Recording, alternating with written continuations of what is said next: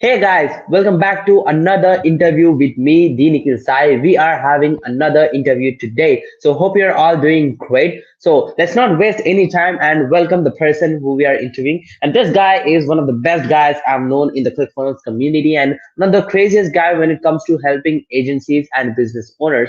So he is none other than Bobby Stocks.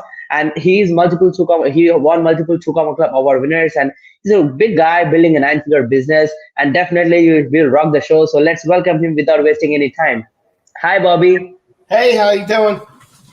Yeah, I'm doing great. And first of all, Bobby, thanks for hopping on time and being here. So just to mention, Bobby is a co-founder at Contact Smarter, which is a AI tool which helps you to nurture your leads and get more clients on automation on your schedule so that you can scale your business and agency. So Bobby, glad that we are connected right now here. Yeah, and everyone who's watching the live, thanks for being on the live. Please make sure to comment down any questions you have because we have Bobby's time right now for 45 minutes. It's completely free. You can ask anything. And please make sure to put hashtag live and hashtag replay if you're watching it on replay and hashtag live if you're watching it live. And like it, give it a thumbs up and let's get not waste any time and let's get started with the backstory. Like Bobby, like we're excited to hear your backstory. Like how did it all started? Like we would like to hear your story. Yeah, so I was in the restaurant industry until I was just about 30 years old. So I worked in the restaurant industry from the time I was 14. I went to culinary school. I was executive chef at a country club, ran a kitchen, and yeah, I started to play around with I had a side catering company. I started trying to teach myself how to trade stocks. So that's my last name isn't actually Stocks, but everybody started calling me Bobby Stocks before I got into because I used to trade a lot of stocks. So, Wow. So I like really was trying to figure out how I could, break out of the 9 to 5, right? Especially the restaurant business, it's long hours. You don't make that much money. They say like you really have to be passionate about cooking because you're basically you're choosing to live a harder lifestyle. So I was getting close to 30 and about to get married, and yeah, I just realized like now's the opportunity for me, if I want to have, a life where I'm making more money and I can kind of choose if I want to go somewhere, whatever. I worked nights, holidays, weekends. That's the restaurant industry. So, and I saw like that, my life with my new, that I was about to get married we just barely ever saw each other. So, It was a difficult situation because I was making decent money. It was a career. It was the only thing I ever done. My wife really supported me a lot. So in 2012, I decided to quit my job, and I was going to try to become a financial advisor since I was trading so many stocks. I'm like, well, I can talk about, the markets and things like that. And for me, I've been so clean and sober 13 years. I used to have an alcohol problem, a drug problem, convicted felon, all that crazy stuff back early in my 20s, my high school years. So when I left, it was part of what made it so hard to leave that job, because I knew that it would be hard for me to get jobs because of my felony. And that's basically what happened. So I quit the job. I got hired as a financial advisor, and they didn't check my background. I wrote down convicted felon and all that. And they felt like I was such a good candidate. They just rushed me through, ended up checking it, and I lost that opportunity because they couldn't get me licensed as a stockbroker. Oh. So, so basically I was left in a position where, I was making, $50,000-$60,000 a year as a chef. I had a small little house I owned. Now I had no income. That's what really forced me into entrepreneurship. And I didn't start in the internet marketing world. I actually started, I bought a dog, I built a fence for the dog, and I started a fencing company. And that's how I got into entrepreneurship. Sounds interesting. So yeah, like that's a great introduction, and like that's a great thing which you are like completely in a negative phase, being addicted to some share and being in a different situation. Then you realize and actually took the courage to leave your 9 to 5, then hopped on the entrepreneurship journey, and then you never look back, right? That's the main point here. Absolutely. Yeah, and I lost you, Bobby.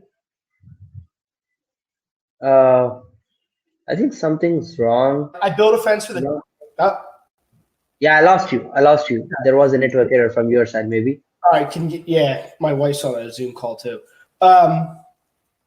Yeah, so I built a fence for my dog, and kind of as a joke, I put an ad up on Craigslist, and somebody responded to it saying they wanted a fence, and that's kind of where it started. So I started. Yeah. I knew I needed more leads so that I could build more fences. And I started learning about marketing on YouTube. I started teaching myself basic stuff. I mean, I didn't know anything. So what's a landing page? So, I started teaching myself WordPress and Optimize Press and, and then my first Facebook ad I ran was the end of 2012 for that.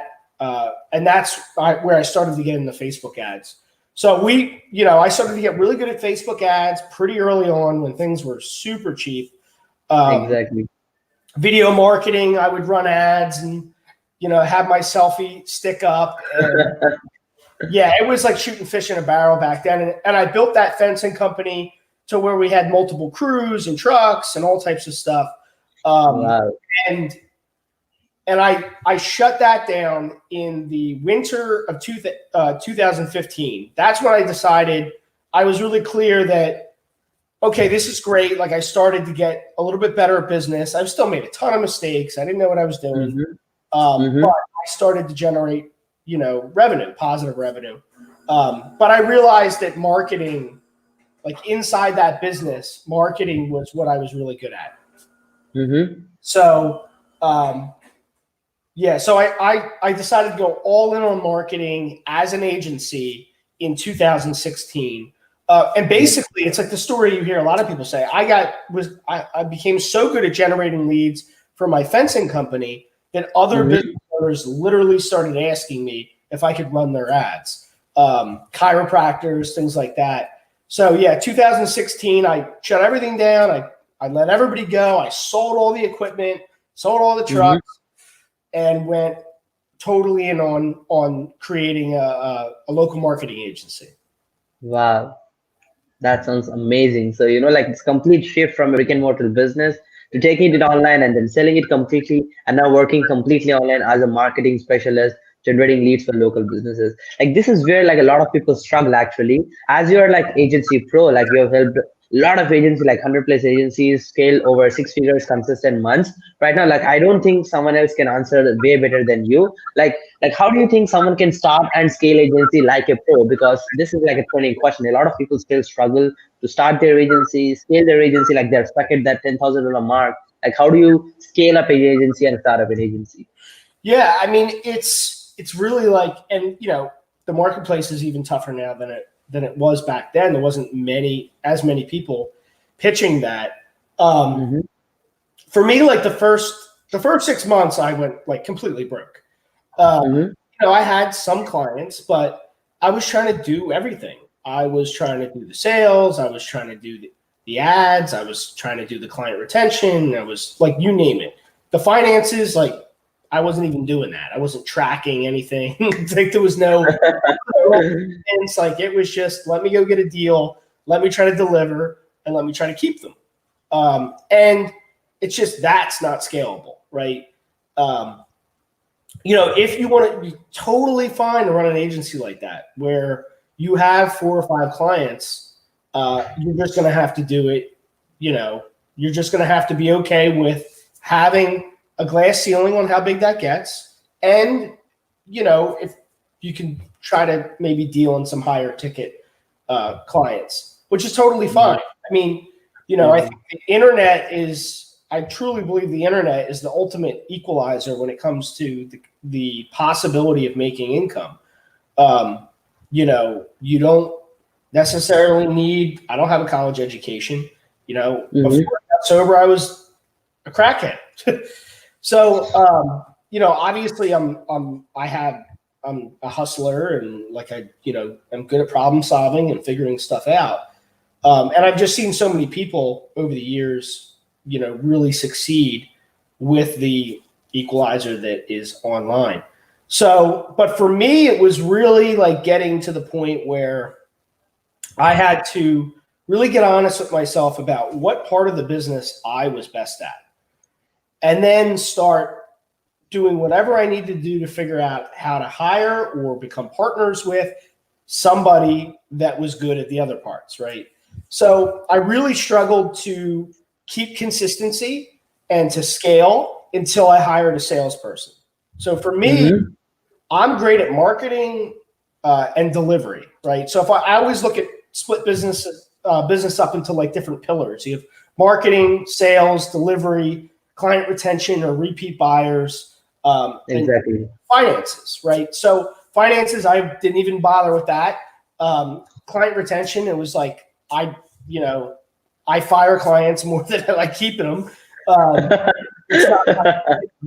I'm good at delivery for a period of time because I'm so good at marketing strategy. I need to also deliver in the beginning to justify my strategy, right? So, but if I have to keep doing something over and over and over again, I get so that was the issue.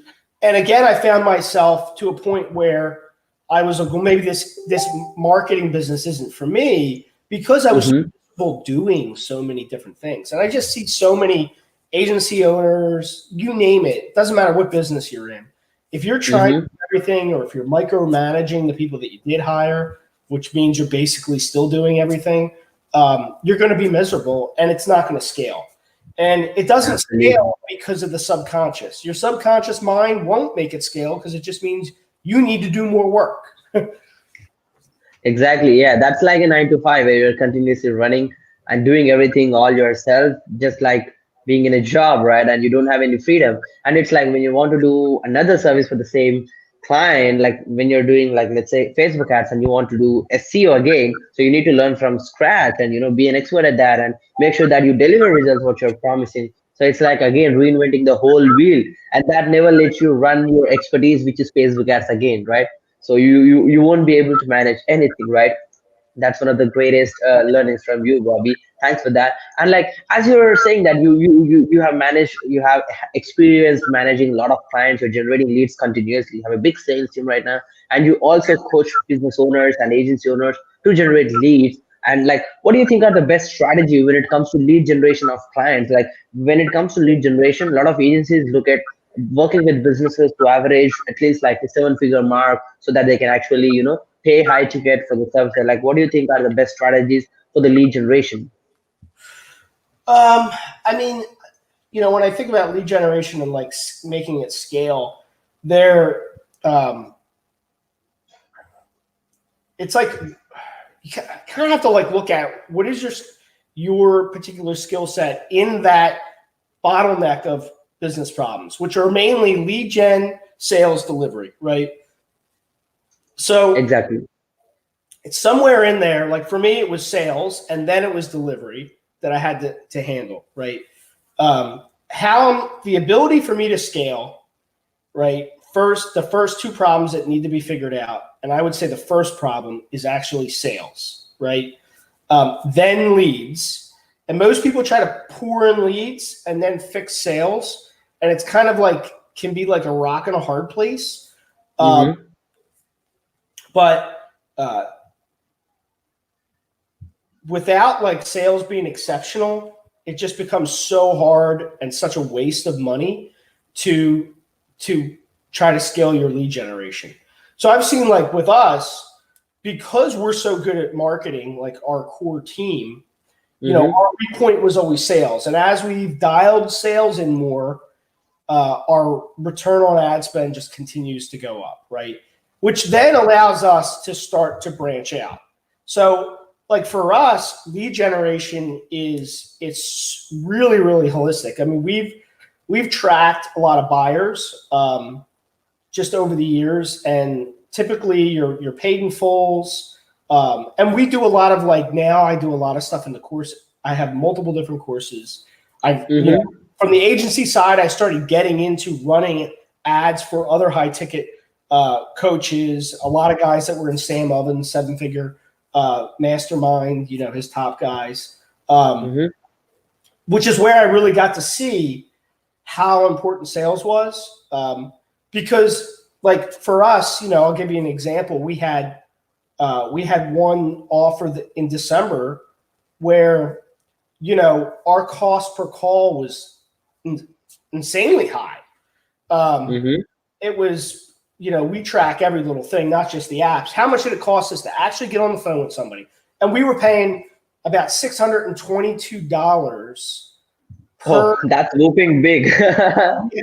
per call. And we ended that month out with doing $220,000 and almost like a 4.9 net ROAS, right? So it's like, if you look at the cost per call, you're like, oh, you're broke, right? But our sales process is so dialed in, and that's on a $5,500 product, right?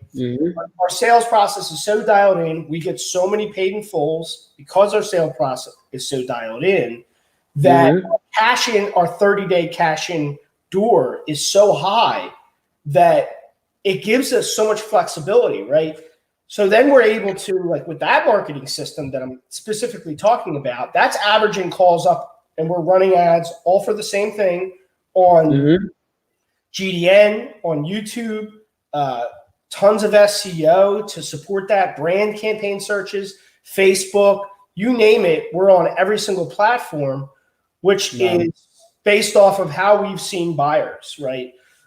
Our highest converting is actually people that see or click something on Facebook and then search us, and then we hit them with our brand search campaigns and bring them through something else. So we have a 50% conversion rate on a $5,500 product, and about 65% of people that come through that campaign pay in full. So it's like interesting to see, like, and that's, you know, everybody wants to scale, and the intricacies that come into scaling, it's just like a whole nother thing. I remember when I got into this, I was like, I'm all about like, let's scale as big as possible. And it's just like, there's so much behind that. And it really, like, it doesn't have as much to do with the leads when you first get into it. It really has, like, why are people not buying? Why are they buying? How can we get as much cash up front? Now, I would say that's the biggest problem with that agency owners do, is they either aren't charging enough to be able to scale their campaigns, right? Or they don't have a consulting offer that go along with it to also offer to their clients, which is how we ended up scaling. Was we had a consulting offer. So that would give us the cash flow to acquire more clients on the back end. Wow. So that's a brilliant idea. Like, you're acquiring clients and they're helping you to acquire more clients on an autopilot, right? They're selling you more, like they're paying you more and more on automation. That's interesting. And the thing is, like, this really makes a lot of sense. Like, you really pointed out the roots, which is, you know, like looking at the numbers, like where are the exact buyers are coming from. You're tracking them exactly. Then now you know that people who are clicking from a Facebook ads and then getting back, with the SEO stuff and with your search campaigns, those are the highest paying ones, because you know your ideal one. Now you can pay whatever, Right? even if it's $1,000 per call, you can still make that happen because you're having a long-term RAS. Yeah, if I didn't know all that, and I looked at a $622 cost to actually get on the call, I might say, put a plug in it, it's done. But we knew better, right? Because I saw that our cost per acquisition that we're paying, our all-in price to close, was actually $500 less than it was the month before. So yeah, it's just interesting. And that's really like, look, it's taken me years to get there, right? But as I've scaled out, my big goal is 9 figures, and I utilize the different businesses that I have to really I think there's so many opportunities offline, businesses, where the competition compared to like internet marketing is not even on the same league. It's really easy to dominate offline, and that's what we're starting to leverage a lot of what we're doing online and bringing it. I say offline meaning like a traditional boring type of business that some of them might have brick and mortars. But yeah, that's really where we're seeing the possibility for scaling up. really big numbers. Wow, that sounds amazing. Without the immense competition that happens inside the internet marketing world.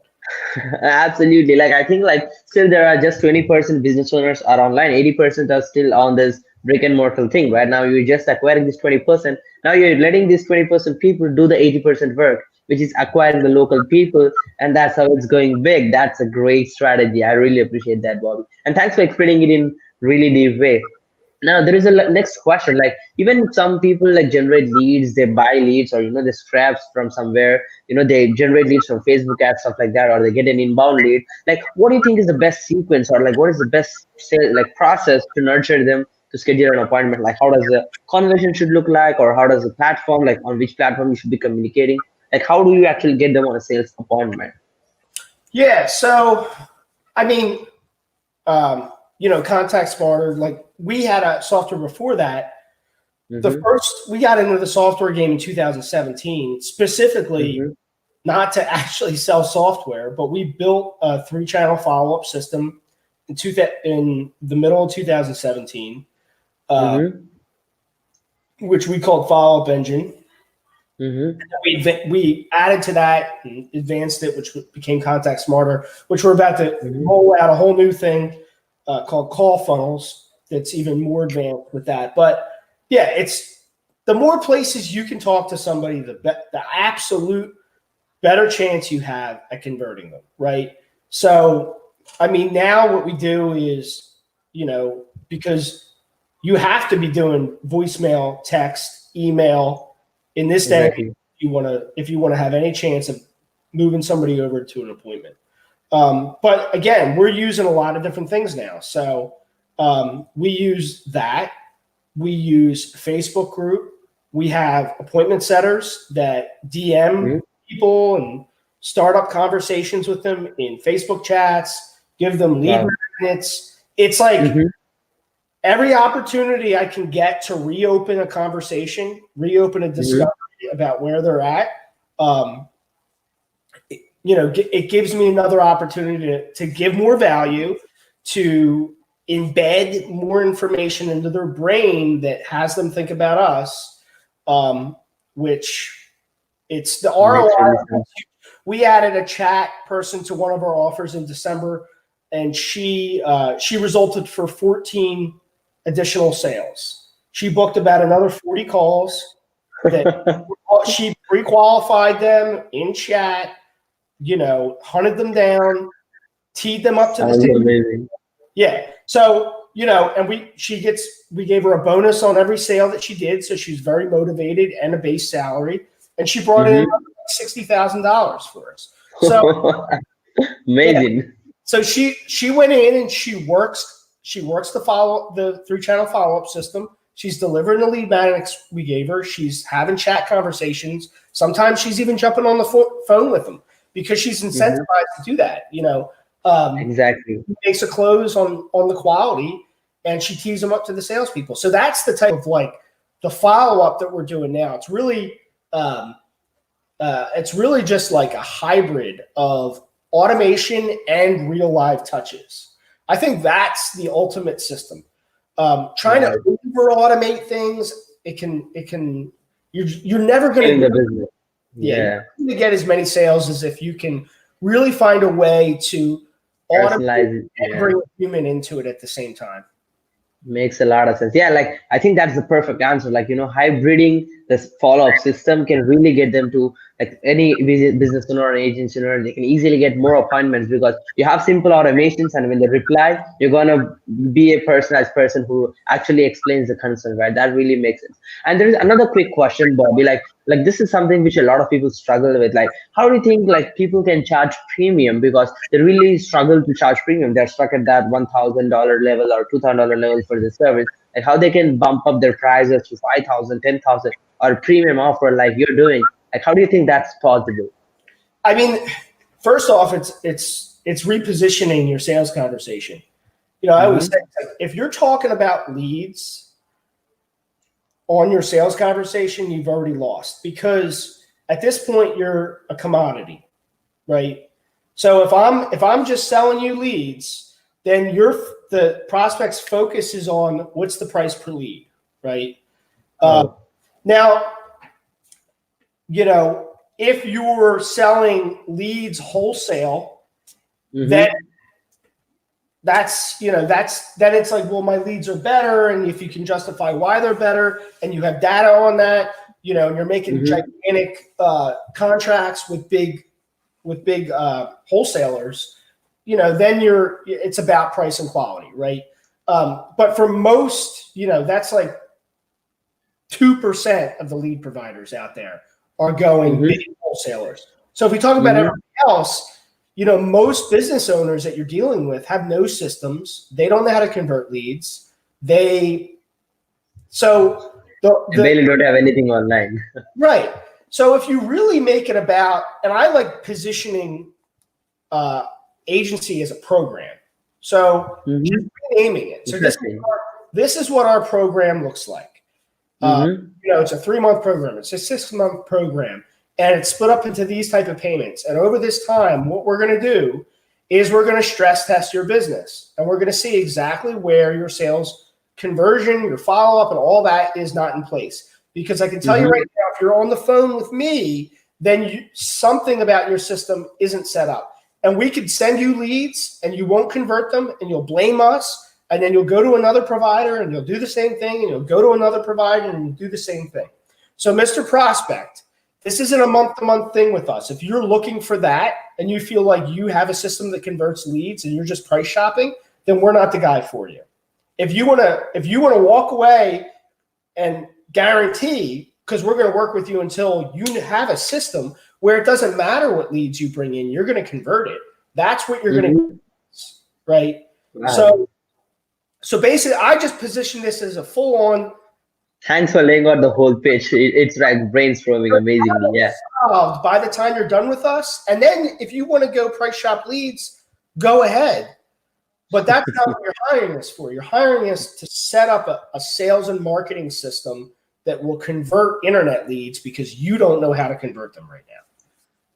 That's mind-boggling. That's really awesome, right? That's a great straight pitch from Bobby Stock. So whoever is watching, shout out. Thanks for that, bud. That really helps the people who really want to position their premium offer, right? That really makes a lot of sense, right? It's not about like claiming that, hey, we generate leads, we make you sales. It's about showing the exact problem and the probable solution which you can put in the marketplace, which really makes sense for them. And when it really makes sense, the value, like the price they pay, doesn't matter because they're already paying for it. It's already costing them a lot more for not having the system, right? So the smart move is to get the system, right?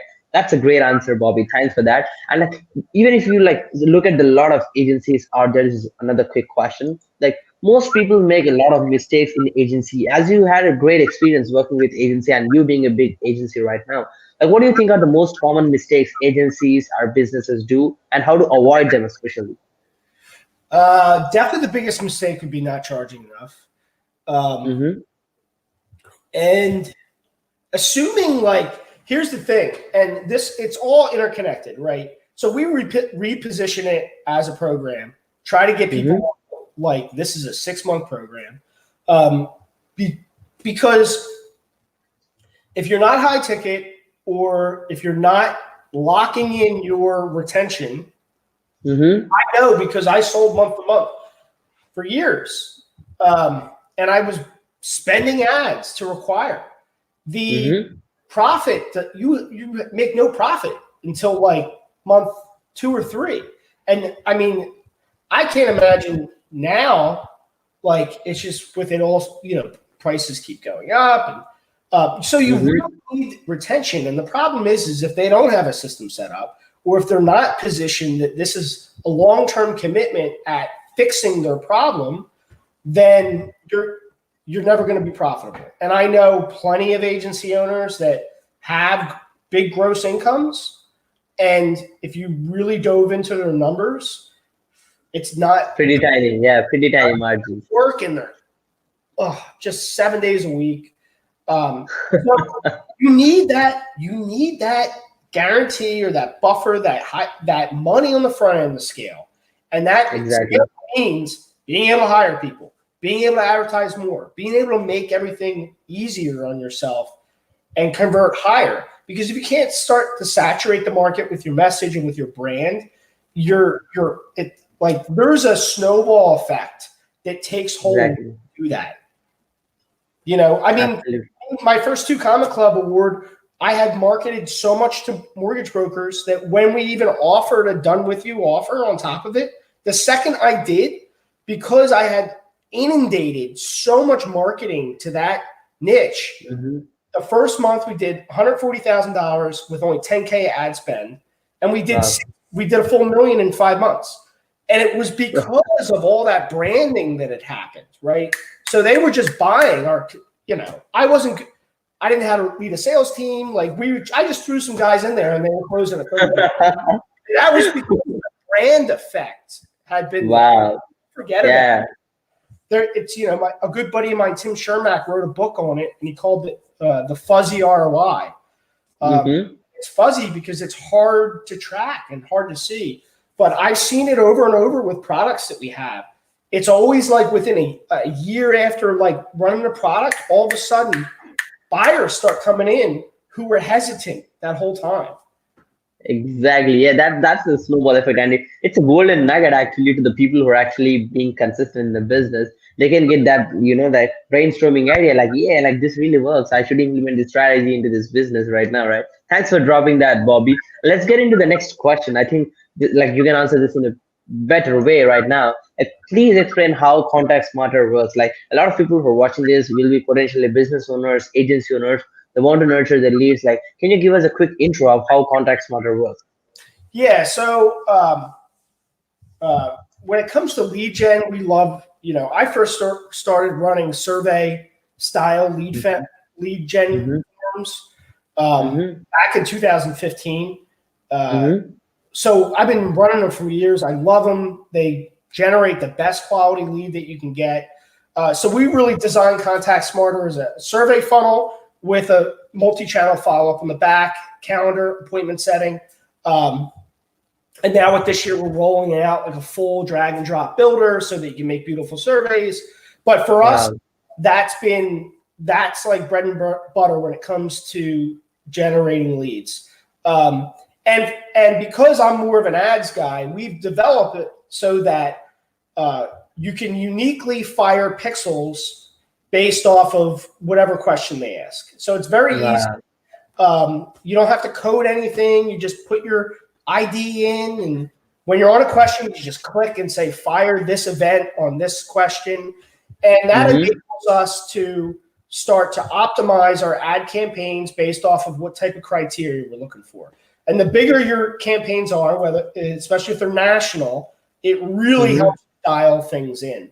And then obviously the back end, all the messages, the power dialer, all the stuff to just try to convert as many of those leads into appointments. What we also love about our survey is one-click booking. So a lot of people use surveys and they get the name, phone number, they get all the information, and then they redirect them to a calendar system, which then asks them the name, email, and phone number again, right? Exactly. Yeah, that's a pain in the ass to the clients. Yeah. And if you know coding, maybe you can pass the parameters over, and different systems won't do it. And so with us, since they're already in the survey, as soon as they put all that information in, we just bring them directly to an internal calendar. They pick the time, they click it once, They confirm. Boom. They don't have to put any more information in.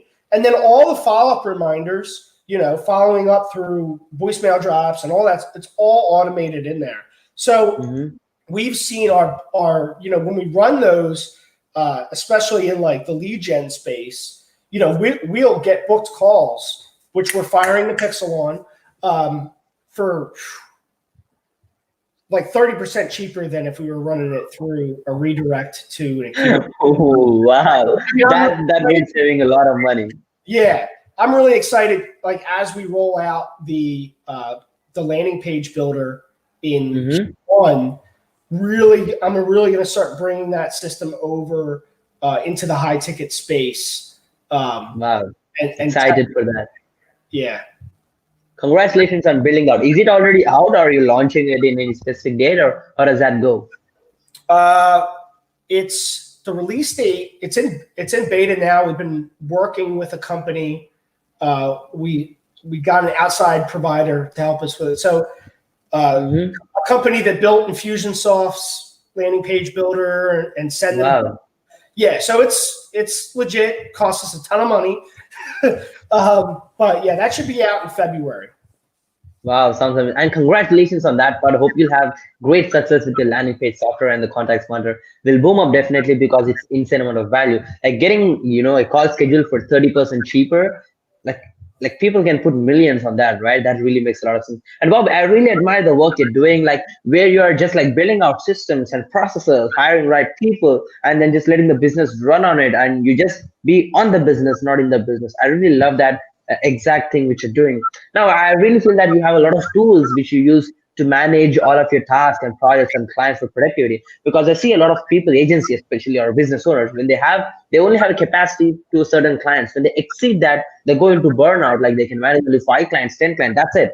Now you're managing like tens of thousands of clients at a time. Like how is that possible? Like what tools and project systems are you using inside your business? Yeah, so we've used Teamwork for a number of years. Teamwork. So, Teamwork projects, Teamwork chat, and then we've gotten really good at actually like just automating and coming up with formulas for Excel spreadsheets. We have a lot of that pulling data from all the different ad accounts, and I mean I would say mainly like I'm a heavy human being person. So we have, we have a really large team of VAs, and they really help. They really help to cross-check a lot of the stuff. I've tried to automate things and over automation can cost you more money in lost revenue. They're not doing it. Yeah. Yeah. We use it for like our landing page. Like for our like systems for our funnel, we use ClickFunnels, we use Kartra, we love Kartra for just like the ease of the membership and payments and some of that. Exactly. And we'll send emails from Kartra into memberships, and then we'll send emails from a different a different provider for the cold. I'm trying to think what else. Emails. But yeah, I mean, it's team members. So we have a couple of account executives that kind of help everybody. We have a director of marketing. Yeah, we have a director of marketing, a full-time copywriter. We have a full-time videographer that we fly out to all of our clients. He's made an hour-and-a-half documentary, all types of stuff. And we carry about anywhere from like 10 to 15 sales guys. We have a sales manager that manages those different offers. We probably have like close to like 40 people on the team. But when you look at different companies and everything going on, so it's mainly like we have different divisions. So we have like a financial division, and there's like a CFO, and then we have controllers, and then we have 2 payment link people. So one of the things that I found really increased sales was we have 2 people whose only job is to make up links and contracts. So this enables our salespeople to close on any kind of deal. right? And that's like one of the problems we saw as we scale. These are the things that happen when you scale, right? It's like these little minute things. So if somebody's working a deal and, you know, it's a $5,500 deal and the person has all these objections, this enables the salesperson to be like, look, if we could get it down to 5,200, would you do that? And if they're like, yeah, okay, boom, then he can go right in, tag one of our payment link people. They go in, they make the link really quick, redo the contract, and then we can get the deal closed. We saw such a huge spike in sales and scalability. Wow. Did that. It gave our salespeople more tools, and they didn't have to stick rigid to like, well, here's the links I have, so you have to pay this, that, or the other. Oh, that really makes a lot of sense, and it's like really, you know, simple, keeping it basic and being more human, managing all the tasks and leveraging teams. Like you're actually leveraging more humans than tools, right? That really makes interesting, right? That's a super cool idea, Bobby. And you're really like, you know, grateful that you're here right now, but it was not that good in your 20s. Like, what would be your suggestion to a 20-year-old you or someone who is getting started right now? I see that. Yeah, I would say, like, because like the biggest, well, first off, mindset. I've been probably obsessed with personal growth for probably a solid 10 years. And that's really been a game changer for me. I've had a coach for the last, I think the first time I hired like a mindset coach was 2013, and I've had one ever since. And I've moved, you know, I've gone through a couple of them. I had my first guy I had for 6 years. That's really helped me because, like, I could say, you know, it was when I really realized that I needed to stay in my zone of genius and hire more people and become a better leader and, you know, hire people that are exceptional at what they do. You know, like I try to hire people that are way smarter than I am at what they do, right? Instead of where I used to think I was like the best at every little part of the business. Exactly.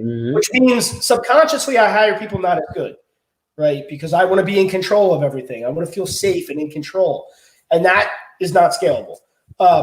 And so like that was an action that I have implemented more and more over the years that is why we continually make more and more and more and more and more and more and haven't gone into the slumps or disappeared like I see so many guys do.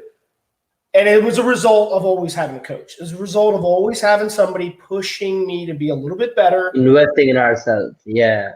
So I could say like, hey, if you're starting out in your 20s, like the faster you can realize that if you want to grow and scale a company, you need to become a leader that is hiring people better than you. And you're getting them enrolled into the plan and the idea, and they feel like they're a part of the company. And like, you know, for us, it's like when we find a super key player, I give them like if they're working on a certain division or product, a lot of times I'll give them a percentage. I'll give them 10 or 15% of that business because yeah, they'll be accountable. Yeah, they'll be a lot more accountable. I want them to be as excited about growing this as I am, right? And I know that, okay, I'll have to give a little bit of that away, but the return on it is massive. It's going to be insane. Yeah. Like if it's your business and you're paying a salary, they're not that excited to bring in more revenue. But when you're giving it as a percentage, like let's say they're bringing $100,000 per year, the single person, if you give them on a percentage, they can bring in 200,000. That's paying itself, right? You don't even need to worry about paying him, right? Now you have all these brilliant minds focused on a working for you. Yeah. Yeah. So absolutely. That's really interesting.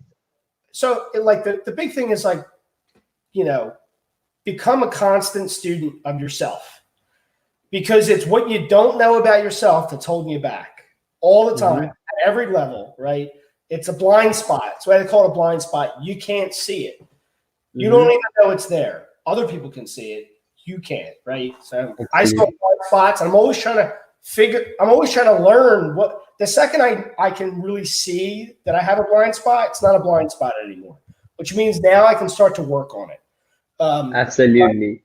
Yeah. Investing in yourself is the whole key. Like everyone who's starting out or who's still struggling in their business, invest to the right expertise who knows something you want to learn in a much better way, who can teach you, can guide you throughout the steps.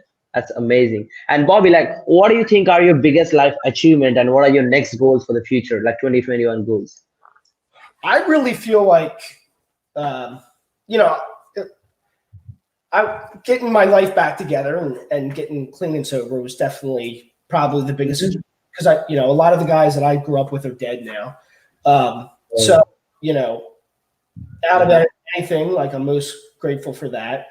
I would say this year was like really big for me. With COVID and all that, and we just crushed it. Like, wow. But how many two-comma clubs did you hit in 2020? In 2020? 2.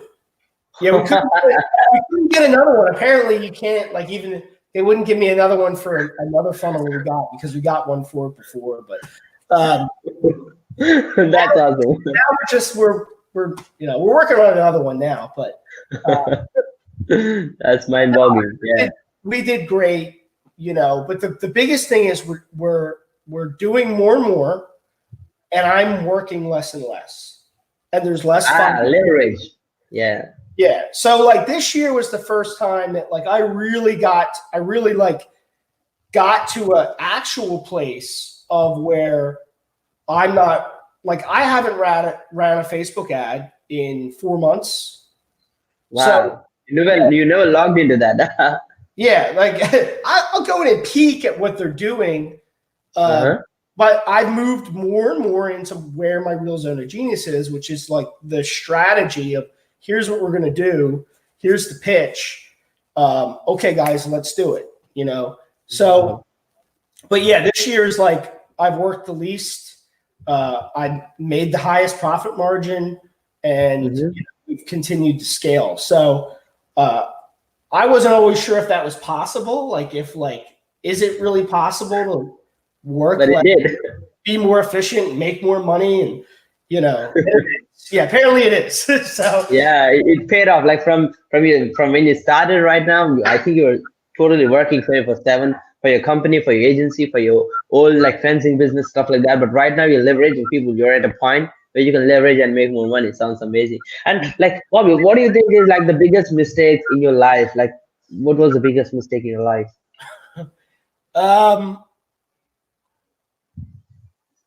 Yeah, I mean, I think my biggest mistake was definitely avoiding just what I said, like avoiding or not believing that I could work less.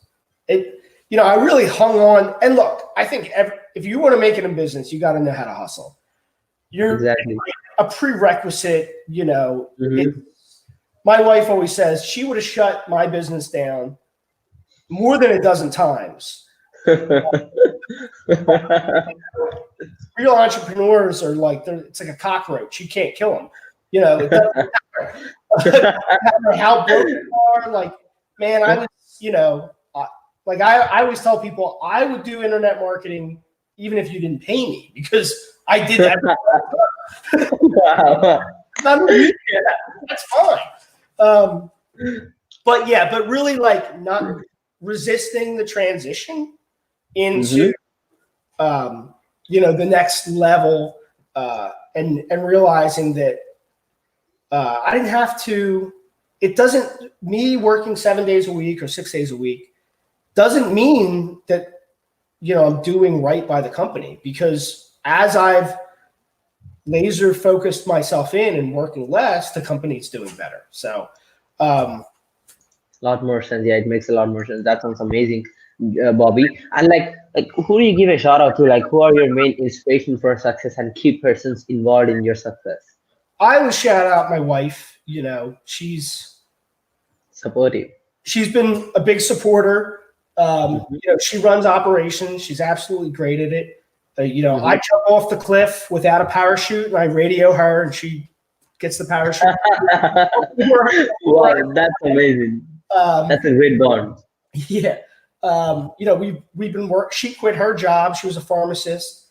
She quit Mm-hmm. her job years ago to help me with this. So, Mm-hmm. she quit a six-figure job to help me with this, and so we've been working together in the same house for years, and we've made that work. And on top of that, like my mentor now that I hired last January, when I was like, okay, I need to like figure out how I can not be working this much. Mm-hmm. Mm-hmm.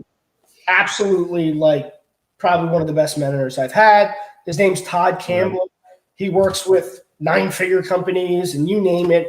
A lot of guys been around forever, and he's awesome. Yeah, and we have once or twice a week, and dude's changed my life. Amazing. Yeah, just optimizing the whole stuff which you're following, right? That's amazing. It's great to have mentors and the people who support you. And like really interesting question, like where can our audience find you mentoring? Like where like they love your complete support on this interview. Now they want to connect with you, or where they can find mentoring. Yeah, so right now we've started for the first time teaching people how we promote high ticket offers. Our entire funnel system, from how we do our SEO to how we run our YouTube ads to Facebook ads to our systems, and we call that we call it the code. We just started launching our own internal campaigns for it, because the way that my business works is I kind of work like a record label, where I have 50% or more equity ownership of an offer, and my team does everything. I finance it, I do all the sales, I do all the marketing, everything. So the content creators on the front end, he does his part.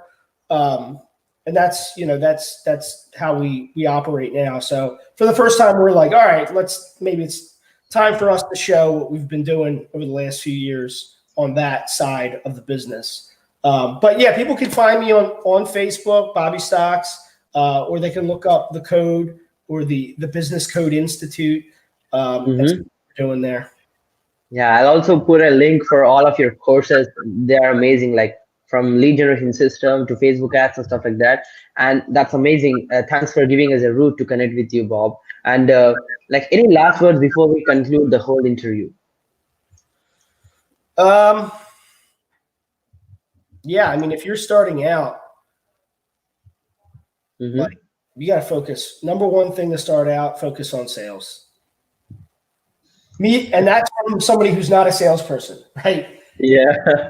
It's so easy to get caught up in like, well, I got to have the right website, or I have to make sure this, that, and the other. Let me go get branding pictures because that's going to be important. No, you got to go with sales. Like you need to start selling some people so that you have revenue and you can validate that this is an offer. Until you figure that out, you're just wasting time and money on anything else.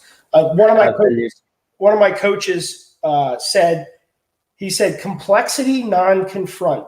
And I've used this term for years. And what he means is the more you're afraid to confront something, the more complex your brain makes the problem, right?